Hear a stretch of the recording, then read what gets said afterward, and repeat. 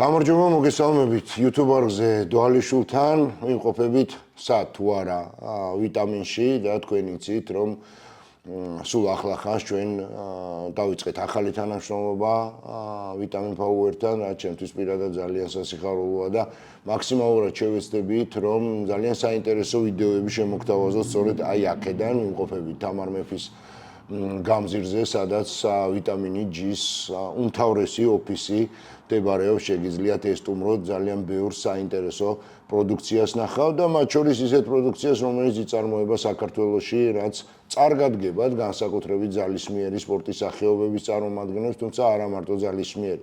რაც შეეხება დღევანდელ ვიდეოს, ძალიან საინტერესო სტუმარი გვეყოლება, სტუმარი, რომელიც მე აქვე მინდა დავაანონსო, რომ ყოველ შემთხვევაში მე მაქვს იმის მოლოდინი და ძალიან დიდი იმედი, რომ ძალიან მალე მისი სახით კიდევ ერთი მებრძოლი გვეყოლება UFC-ში. მოკლედ, გიორგი ქართველიშვილი, MMA-ის მებრძოლი, ჩვენი დღევანდელი ვიდეოს სტუმარი, ძალიან საინტერესო პიროვნება, ძალიან საინტერესო სპორტული ბიოგრაფიით და ისტორიით და სწორედ მასთან შევეცდებით ჩვენ ვისაუბროთ ზოგადად მის მიერ განვლილი და აი მიმდინარე სპორტული გზის შესახებ და შესაბამისად სპორტის იმ სახეობის შესახებ, რომელიც ძალიან პოპულარულია ჩვენს ქვეყანაში და ამას რა მიზეზიც აქვს ეს თავად იცით. მოკლედ, მოგესალმები გიორგი, მადლობა რომ ხარ ჩვენი სტუმარი.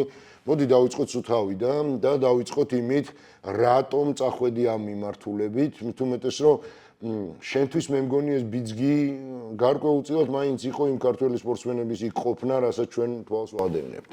რა თქმა უნდა, პირველ რიგში ძალიან დიდი მადლობა მოწვევისთვის. ჩემთვის ძალიან დიდი პატივია ამ გადაცემაში ყოფნა და ესეთ სპორტულ ჟურნალისტთან საუბარი. რაც შეეხება ჩემს სპორტულ კარიერას, საკმაოდ ადრეული ასაკიდან დავიწყე ჩემი სპორტული კარიერა. ჩემი პირველი სპორტის სახეობა იყო თავისუფალი სტილის ჭიდაობა და ესე რომ ვთქვათ, ჭიდაობას არ დავჯერდი და ჩემთვის ყოველთვის იყო ეს ბრძოლები, ყოველთვის მიზიდავდა და რამოდენიმე წლის შემდეგ, როდესაც ჩავთვალე საჭიროდ, რომ ჩემი სპორტული კარიერა უკვე უნდა შემეცვალა და გადავსულიყავი შერეულ ორთაბრძოლებში, მივედი კლუბ გრომში, ასევე მინდა აღვნიშნო და ვთქვა, რომ მერაბ დვალიშვილმა კლუბ გრომში გაიარა ის ეტაპი, სანამ მოხდებოდა UFC-ში და მოგვიწია გარკვეული ასაკი ერთად გაგვიარა ის პერიოდი, ვარჯიშების პერიოდი და აქედან უკვე დაიწყო ჩემი სპორტული კარიერა ბრძოლების და უკვე მე-6 წელია, რაც აქტიურად ვარ ჩართული, ვიღებ მონაწილეობას MMA-ში და ქამარიც ავიღე უკვე ორჯერ, მსოფლიო ქამარი და ვაპირებ, რომ დიდ ასპარეზზე აუცილებლად ძალიან მალე მოვხვდეთ. კი ბატონო, ამ თემის შესახებ ჩვენ ვისაუბრებთ, ისევე როგორც ქამრის შესახებ, შენი წარმატებების შესახებ, მაგრამ ჭიდაობიდან აი ეს გადაწყვეტილება თვითონ რა იყო უმთავრესი მამოტივირებელი შენთვის, რომ მიიღა ეს გადაწყვეტილება და წახვედი შერეულ ორთაბრძოლებში? კი, მოგიხსენებათ, რომ ჭიდაობიდან უმეტესობა, რომელიც ძალიან დიდ საფეხურებს აღწევს, ესე ვთქვათ და მაღალი დონის სპორტსმენები არიან ჭიდაობიდან გადასულები, უნივერსალური უნდა იყო ამ სპორტის სახეობაში, რომ გახდე ჩემპიონი და მაღალი დონის სპორტსმენი და ჩემთვის ძალიან საინტერესო იყო ის ფაქტი, რომ სპორტსმენები, რომლებიც გადადიოდნენ ჭიდაობიდან შერეულ ორთაბრძოლებში, აღწევდნენ ძალიან მაღალი დონის შედეგებს და ყოველთვის მინდოდა ჩემში იყო ის სულისკვეთება, რომ მინდოდა რომ ჩემი თავი გამომეცა და ბრძოლებში და ეს იყო გადაწყვეტილება, რის გამოც მივიღე, რომ გადავსულიყავი ბრძოლებში. კი ბატონო, პირველი ორთაბრძოლა მინდა გაგახსენებინო, პირველ ორთაბრძოლას ყოველთვის რაღაცა თან ახლავს ალბათ გარკვეული შინაგანი ფორი აქ ემოციურად დატვირთულია, ხო, მაინც პირველი ახალ საქმეში ნაბიჯს იწყებ.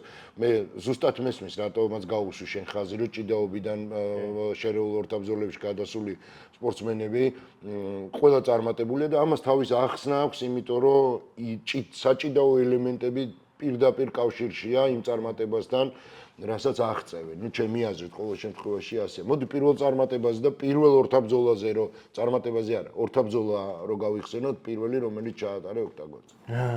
პირველი ჩემი ორთაბრძოლა იყო ესე რომ ვთქვათ, ძალიან მნიშვნელოვანი, ჩემ ცხოვრებაში ძალიან დიდი როლი ითამაშა, როგორც ამ სპორტის სახეობაში, ისევე ცხოვრებისეულად გამომდინარე იქიდან, რომ ჩატარდა საქართველოში, რუსთავში ჩატარდა, იყო ალფა გრინის ორგანიზაცია, საკმაოდ კარგი დონის ორგანიზაცია იყო. დღეს უკვე ევროპაში ეს ორგანიზაცია გასული და ჩემი გამარჯვების შემდეგ ჩემს მეუღლეს ვთხოვე ხელი ოქტაგონზე პირდაპირ და ეს იყო ჩემთვის ჩემი სპორტული კარიერის უფრო ცვალებადობა და ამ სპორტის სახეობაში უფრო დიდი აღმასვლა დაიწყო აქედან რა. პირველი ნაბიჯი იყო ის, რომ ჩემპიონი გავხდი და პირველივე რაუნდში დავამარცხე მეტოქე და ასევე ჩემს მეუღლეს ვთხოვე ხელი.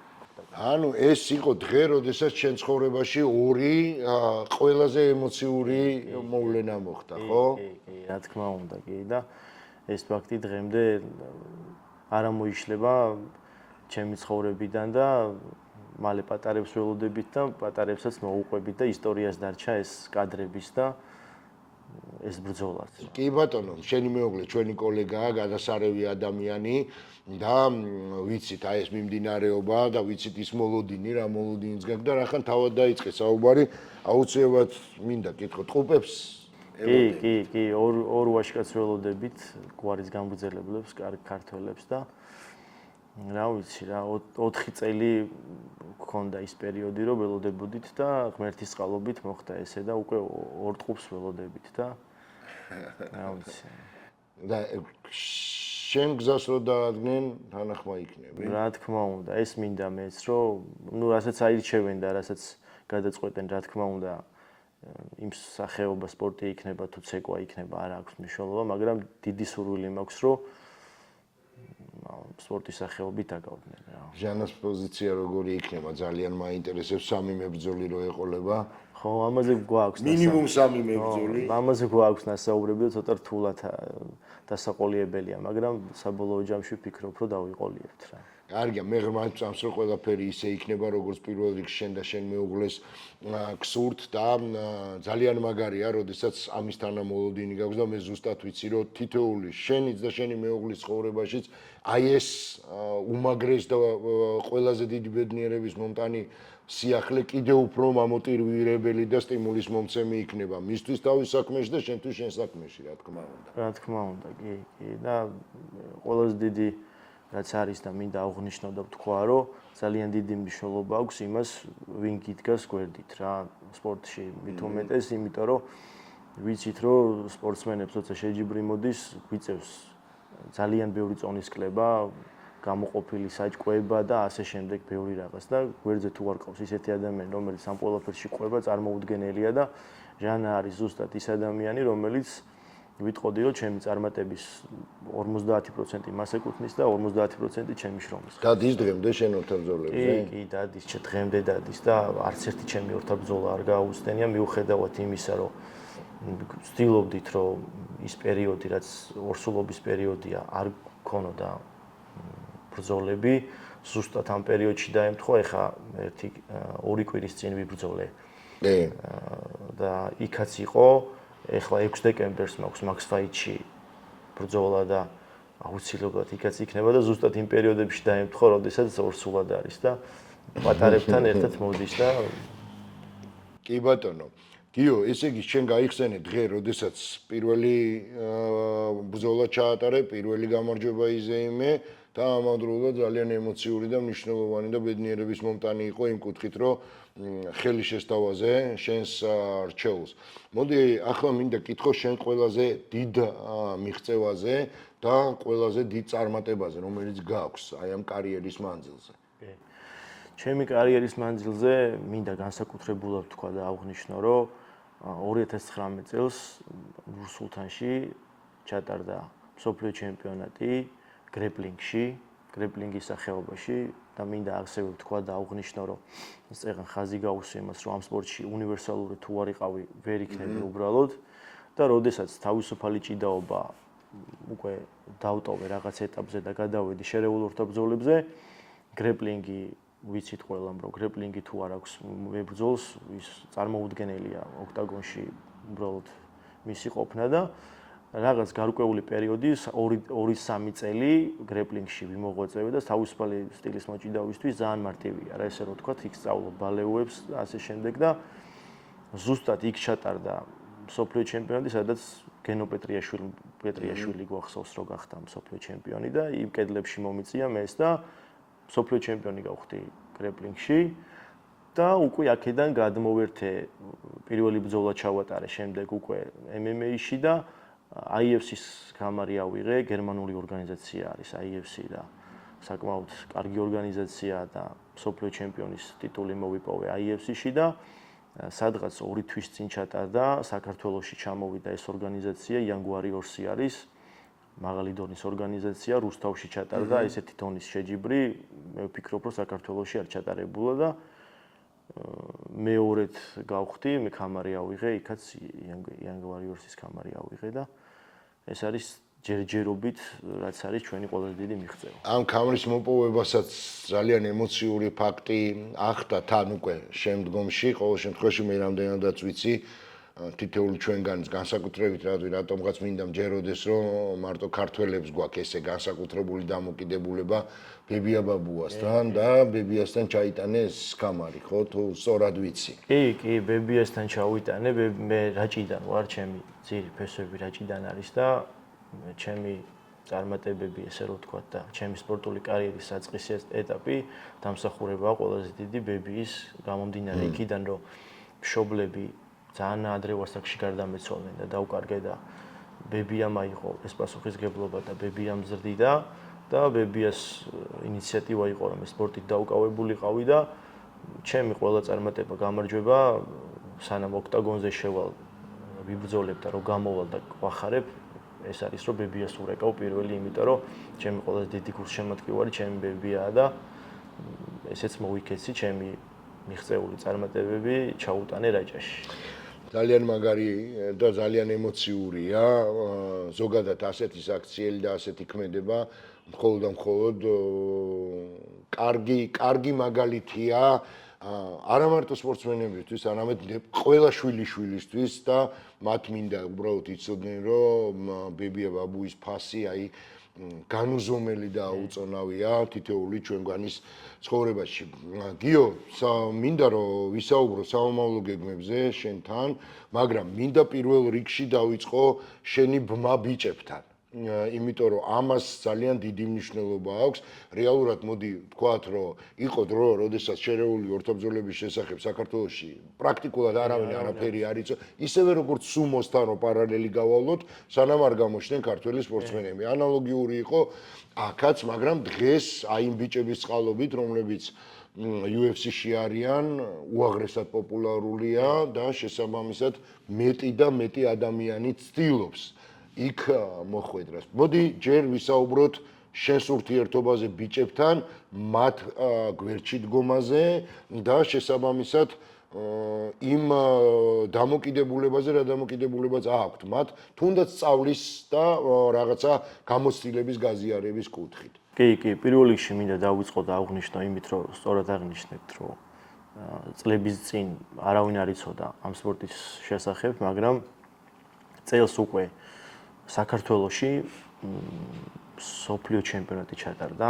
ვიცით ეს რომ 3 წლის ვადით აქვს საქართველოს აღებული ეს რომ 3 წლის ვადით უნდა ჩატარდეს საქართველოში სოფლიო ჩემპიონატი, ეს არის ძალიან დიდი შრომის შედეგი და მინდა ვისარგებლო აქედან და ძალიან დიდი მადლობა გადაუხადო შერეული ორთაბრძოლების ფედერაციას და ფედერაციის პრეზიდენტს გიორგი კაბულაშვილს, მისი ძალიან დიდი წვლილია რომ საქართველოში ესეთი პოპულარული გახდა ეს სპორტის სახეობა, რაც შეეხება ჩემი ბიჭებთან ურთიერთობას, ჩვენს ჩემპიონებთან ურთიერთობას, სადღაც 2 კვირის წინ იყო ჩამოსული საქართველოში ილია თოფურია და მის მენეჯერს ერთადერთი ქართველი ვარ, რომელიც შევხვდი და გავაფორმეთ ხელშეკრულება, სადაც უკვე მოგეხსენებათ, რომ ილია თოფურიას აქვს ორგანიზაცია, WOW ქვია ორგანიზაციას, ეს ესპანური ორგანიზაციაა და გავაფორმეთ ხელშეკრულება, 5 ბრძოლიანი ხელშეკრულებაა,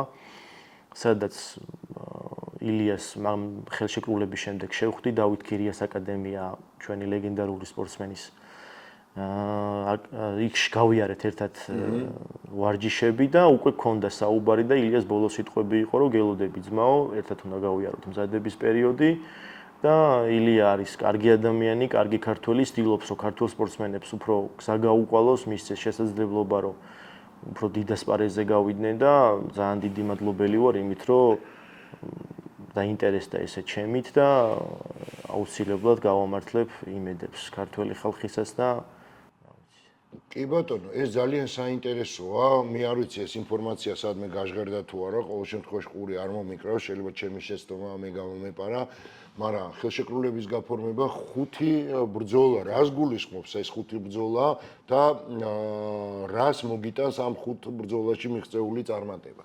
რომ განმარტოთ უბრალოდ იმ ადამიანებისთვის, ვინც საქმის კურსში არ არის. კი. ილია თოფურიას რა ორგანიზაციაც აქვს ჩამოყალიბებული, UFC პასია. ესე რომ ვთქვათ და უფრო გარკვეულ ენაზე რო ავხსნათ UFC-ში გადასასვლელი ეტაპი უფრო გიმარტივდება და ერთგვარი ხიდია ბოდიში შეგაწყვეტილი. ხიდია, რა თქმა უნდა, ხიდია, იქ აკვირდება UFC-ს პრეზიდენტიც ამ ორთა ბრძოლებს და იქ გამარჯვებული უკვე 5 ბრძოლაზე მე-4 ბრძოლის მერე, როცა მე-4 ბრძოლას მოიგებ, მე-5 ბრძოლა უკვე გამარჯვე გაქვს.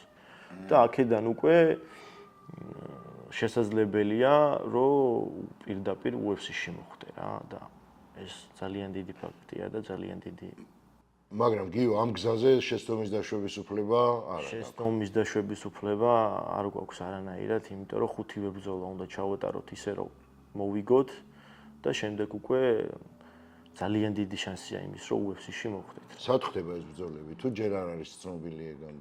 კი, სავარაუდოდ როგორც მე მითხრეს, პირველი ბრძოლა იქნება ალიკანტეში და მეორე ბრძოლას გეგმავენ ამერიკაში იქნება რა ეს ბრძოლა და ველოდებით რა, სადაც იქნება ჩვენ მზად ვართ ყველანაირად რომ მივიღოთ მაქსიმუმი და მაქსიმუმი გავაკეთოთ ოქტაგონზე და აუცილებლად კი, ალიკანტე რაღაცნაირად სიმბოლურია რა, ილია თოფურიას აი ეს მთლიანი, მოდი ესე დავარქვათ, აი ეს წარმატებული სტარტი, სადაც იწყებოდა, რაღაცა იღბლიანი იყო მისთვის ძალიან, იმიტომ რომ რამდენადაც მე ვიცი, სულ ალიკანტეში ქონდა სასწრელი პროცესი, დარბაზი და ასე შემდეგ. კი, ალიკანტეში გადის და ამერიკაში გადის და აქ ეხა ჩამოსული რო იყო საქართველოში, იმდენად სპეციფიური ვარჯიშები აქვს და იმდენად განსხვავებული მიდგომები აქვს ყველაფერთან, რომ ესე ვიტყვი, რომ შრომის ხარჯზე ყველაფერი შექმნა ამ ადამიანმა, რომ გამხდარიყო ის რაც არის რა. მე დავესწარი მის პრესკონფერენციას, ვიცი ზუსტად მიზანი და მიზეზი რისთვისაც იყო აქ ჩამოსული, ერთ-ერთი ყოველ შემთხვევაში და აქამდე არ მქონია მე მასთან პირადად შეხვედრის საშუალება, არც ახლა. თუმცა ერთადერთი რის თქმაც მინდა ძალიან პოზიტიური შთაბეჭდილება დამრჩა გამომდინარე მისი უშუალობიდან, იუმორის გზნობიდან და აი ამ ადამიანებთან და ხალხთან ურთიერთობაში ძალიან პოზიტიური პიროვნების შთაბეჭდილება დატოვა. კი, ძალიან კარგია, ძალიან მეკითხებიან ხშირად ვისაც შეხება ისე არ აქვთ რა და ამ ბოლო პერიოდში რაც საქართველოში იყო თითქმის ყოველ დღე მოკლე ვარჯიშებს, მაგრამ მაინც ვარჯიშობს ყოველ დღე რა და ქონდა შეხება და ყოველ დღე, ყოველ მეორე დღეს მაინც ერთად ვიყავით და ვარჯიშიც არაერთხელ ჩავატარეთ და კარგი ქართველია, კარგი ადამიანია, აქვს იუმორის გრძნობა და ისეთი ადამიანია, რომ ქართველები რო ვიწყვით საძმაკაცო და სამეგობრო ბიჭია რა, კაი კაცი. კი ბატონო, მერაბზეც მინდა. კითხო მით უფრო რო შენ თავადაც ახსენე რამდენიმე წუთის წინ, რომ მერაბთან ერთად გარკვეული შეხება ქონდა უშუალოდ სპორტული, კონკრეტულად სპორტული მიმართულებით. კი. მერაბი ვიტყოდი, რომ რადიკალურად სხვა ადამიანია, გამომდინარე იქიდან, რომ მერაბს ძალიან დიდი შრომა მოუწია და ვიცით ჩვენ გვახსოვს, მე პირადად ძალიან მაგრად მახსოვს, ქონდა ძალიან დიდი იმედგაცრუებების, მაგრამ ამ ბიჭმა ყველაფერი გააკეთა იმისთვის, რომ გადაელახა ეს ყველაფერი, ჩავიდა ამერიკაში, იშრომა, ფიზიკურად შრომაც მოუწია, ყველაფერი გაიარა, მაგრამ დღეს უკვე მე მინდა ძალიან დიდი მადლობა გადაუხადო იმისთვის, რომ ქართველი სპორტსმენები, რომლებიც ჩადიან და ელოდებიან UFC-ს ბრძოლებს, არის ოთარ ტანზილოვი, რომელიც ძალიან მაგარი სპორტსმენია და დღე-დღეზე ველოდებით მართლა, რასაც ქვია, რომ UFC-ში გადავა.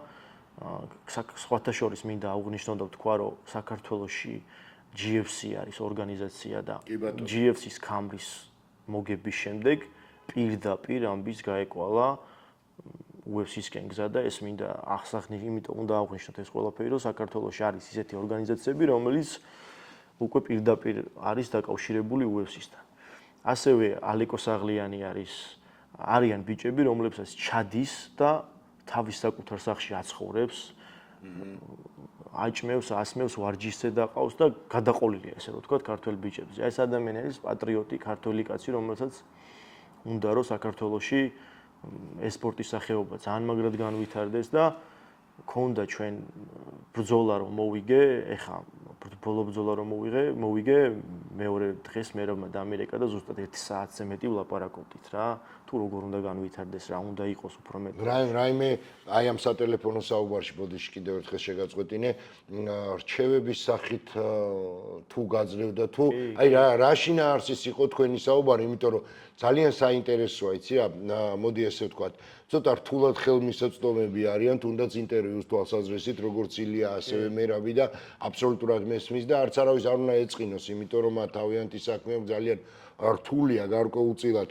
მედიის ყველა წარმომადგენელი დააკმაყოფილონ და გასცენ პასუხი, ესეც აბსოლუტურად მესმის, მაგრამ რახან შენ თქვი რომ დაამერიკა და საათზე მეტი ვისაუბრეთ, ეს გარკვეულწილად ჩემში ყოველ შემთხვევაში ბადებს კითხვას რა შინაარსის იყო ეს საუბარი. საუბრეთ იმაზე, რომ უკვე დროა იმ ეტაპზე, რომ საქართველოში აღარ გავჩერდეთ და უკვე წავიდეთ, გავხსნეთ რა, ამერიკაში ჩავიდეთ, გავიაროთ იქ მზადების პერიოდი და ბევრ რაღაც კარგ რაღაცეებს შევეხეთ, მერაბს ასევე უნდა საქართველოში რომ და დაწყებულია ეს ეტაპი, რომ საქართველოში ჩამოყალიბდეს დიდი აკადემია, სადაც უფრო მეტად იქნება ქართველი ახალგაზრდები და დამწყები სპორტსმენები თუ უკვე წარმატებული სპორტსმენები გაივლიან იქ მზადების პერიოდს და იყო ამ თემაზე საუბარი, უკვე შერჩეულია დარბაზებით, სად უნდა მოხდეს ეს ყველაფერი. ასევე ჩართული იყო ჩემთან ერთად ფედერაციის პრეზიდენტი გიორგი კაბულაშვილი და ბევრ რაღაცაზე ვისაუბრეთ რამ საათის 1 საათის განმავლობაში იყო ძალიან შედეგიანი საუბარი და უკვე თვის ბოლოს უკვე ამერიკაში ვიქნები და მერაბთან უფრო მეტ რაღაცას გავივლით და გავცვლით. კი ბატონო, იყო საუბარი გაჟღერდა გიო, რახან ჩვენ დავიწყეთ და ვსაუბრობთ იმის შესახებ, რომ მაქსიმალურად ყველაფერი უნდა გაკეთდეს, რომ MMA-ს შერეული ორთაბრძოლები კიდევ უფრო პოპულარული გახდეს. ჩვენ ქვეყანაში ყოველ შემთხვევაში გაჟღერდა ასეთი რამ, რომ შესაძლებელია საქართველოში ჩატარდეს UFC-ს საღამო. კი, იყო ამაზე საუბარი, ამაზე სხვათა შორის ხშირად გვაქვს საუბრები და შესაძლებელია და ძალიან დიდი შესაძლებლობა იმის, რომ საქართველოში ჩატარდეს. ამას ყველაზე დიდად ის განაპირობებს, რომ 2 ჩემპიონი ყავს, თან მით უმეტეს მერაბმა უკვე მრავალჯერ დაიცვა და საქართველოში მისი ბრძოლა იქნება რა, ძალიან დიდი დღესასწაული და ილიას ბრძოლას ძალიან დიდი დღესასწაული იქნება. და იყო ამაზე საუბარი, ასევე მინდა ვთქვა და აღვნიშნო, რომ მერაბის ბოლო ბრძოლაზე ჩვენი სპორტის მინისტრიც იყო ჩასული.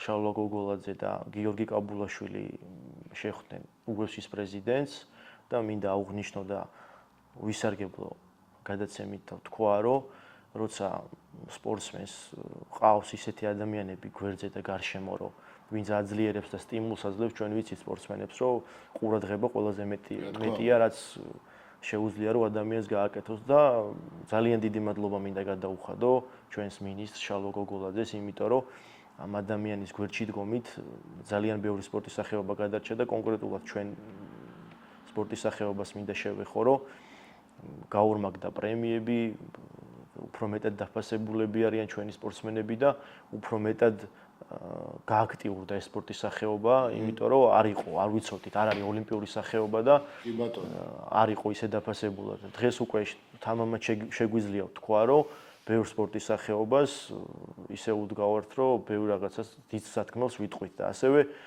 ეს მსოფლიო ჩემპიონატი რაც საქართველოში ჩატარდა და უმასპინძლა, ესეც რა თქმა უნდა ჩვენი მინისტრის დამსახურება ბატონიშვილს და დიდი მადლობა მინდა გადაუხატო რა. კი ბატონო, აბსოლუტურად გეთანხმები, მართლაც საოცარი სანახაობა იყო, ჩვენ გავაშუქეთ იგივე მოსამზადებელი პერიოდი ამ MMA-ის მსოფლიო ჩემპიონატის ამ ოქტაგონების აწყობა და ასე შემდეგ და მოგრე ძალიან კარგია, რომ აი ასე შეიცვალა ინტერესი და შეხედულება შერეული ორთაბრძოლების მიმართ და კიდევ ერთხელ ვიტყვი, რომ ამის თავარი მიზეზები არიან ის ბიჭები, რომლებიც იბრძვიან UFC-ში. ერთი რამ მინდა კითხო ერთ-ერთ მებრძოლს კითხე, რომ რამდენად დიდია სხვაობა აი ამ შემთხვევაში გიორგი ქართველიშვილი ჩვეულებრივად როცა ვსაუბრობთ ქუჩაში დადის ყოველდღიურობაში და გიორგი ქართველიშვილი ოქტაგონზე. რა ცვლილება ხდება გიო? ცვლილება ხდება ის, რომ ზოგადად სპორტსმენი არ იბადება სპორტსმენი, რა ყალიბდება სპორტსმენი სპორტსმენად და მე ვიტყოდი იმას, რომ პირველ რიგში რაც მე მქონდა ცხოვრებისეულად ხასიათი გარეთ როგორიც გაქვს ოქტაგონში ისეთი ხასიათი ვერ გექნება რა და ოქტაგონში ბევრად სხვანაირი ვარ იმ გამომდინარე იქიდან რომ ცხოვრებისეულად ძალიან შვიდი ვარ გაწონასწორებული ვარ და ვცდილობ მაქსიმალურად რომ არ ვიყო ისეთი როგორიც ვარ ოქტაგონში და ოქტაგონში ბევრად განსხვავებული ვარ იმიტომ რომ ბრძოლები ჩემთვის რადიკალურად იცვლება ესე რომ ვთქვა როცა ოქტაგონში შევდივარ და ჩემი სახლი მეორე სახლი ის არის როგორც იღვიძებს საერთოდ სხვა ადამიანი რა და განსხვავება ალბათ ეს არის რა რომ ხასიათში ჩვეულებრივ ცხოვრებაში ვარ ძალიან მშვიდი და გაწონასწორებული და ოქტაგონში როცა შევდივარ ეს ყველაფერი რჩება გარეთ და შიგნით ვარ რადიკალურად სხვა ადამიანი რა. კი ბატონო გიო, ჩვენ ვიმყოფებით ვიტამინში და მინდა გარკვეულწილად კითხო ზოგადად აი ამ სპორტული საკვების დანამატების და ვიტამინების შესახებ გამომდინარე იქიდან რომ მე ყოველ შემთხვევაში მიმაჩნია და ვფიქრობ ასე რომ აი ეს ყველაფერი რაც ჩვენს უკან არის რაც პირველ სართულზეა და უამრავი რამ არის აქედან ძალიან ბევრი პროდუქცია საქართველოში წარმოება მიზნის მისაღწევად ერთ-ერთი აი ამ დიდი ჯაჭვის ერთ-ერთი უმთავრესი რგოლია. რა თქმა უნდა, ამას მე ყოველთვის აღვნიშნავ და მინდა რომ გარკვევით თქვა და უთხრა.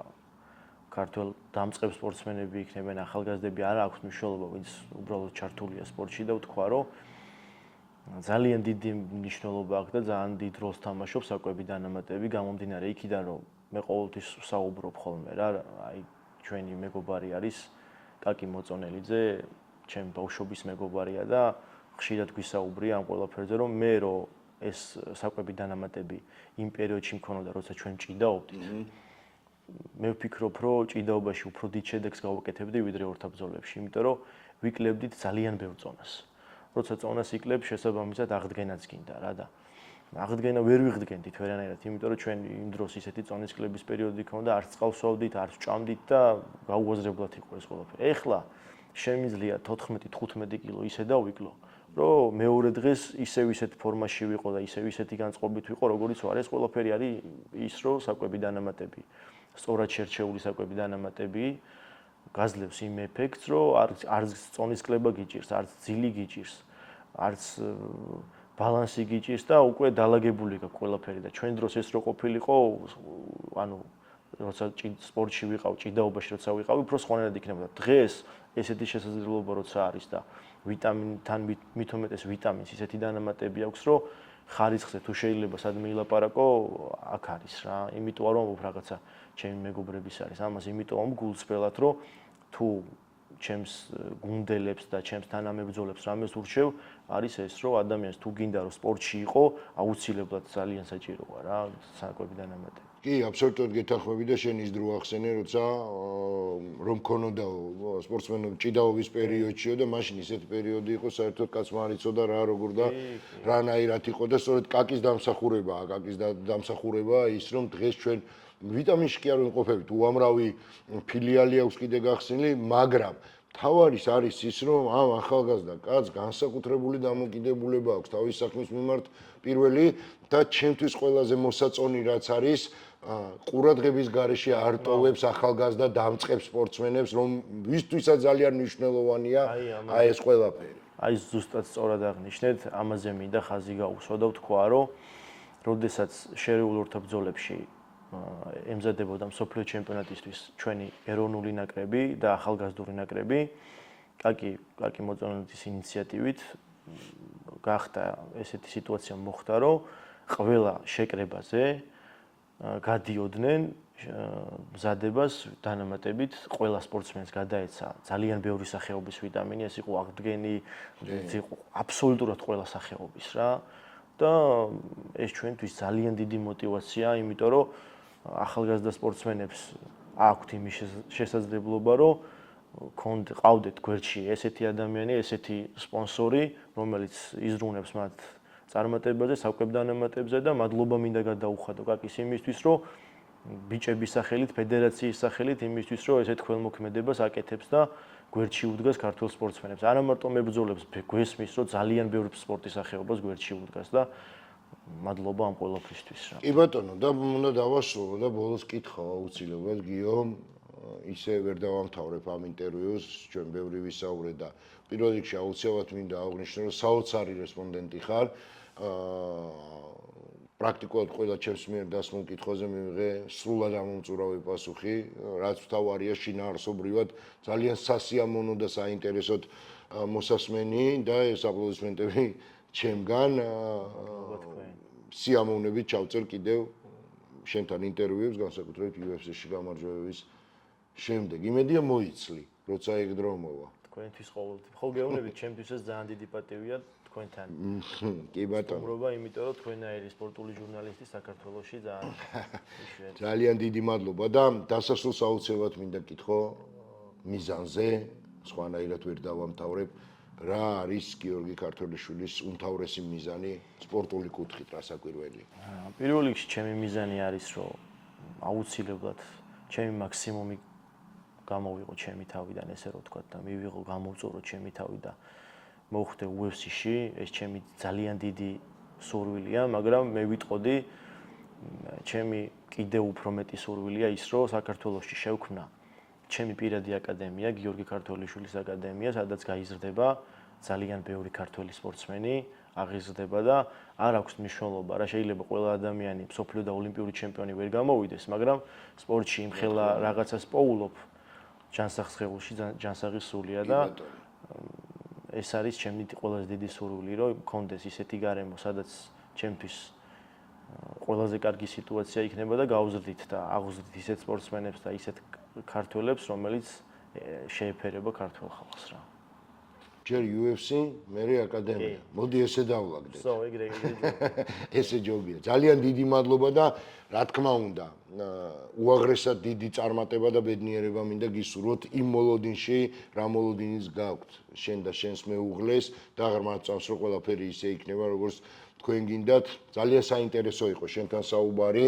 უღრმესი მადლობა კიდევ ერთხელ და წარმატებები რასაკვირველია, როგორც პირად ცხოვრებაში, ასევე სპორტულ კარიერაში და მიგეღწევს ყველა მიზანი, რაც გაქვს დასახული. ძალიან დიდი მადლობა პირველ რიგში თქვენ იმისთვის, რომ მომიწვიეთ და ვისაუბრეთ იმ თემებზე, რაც ყველას აინტერესებს. კი ბატონო, უღრმესი მადლობა.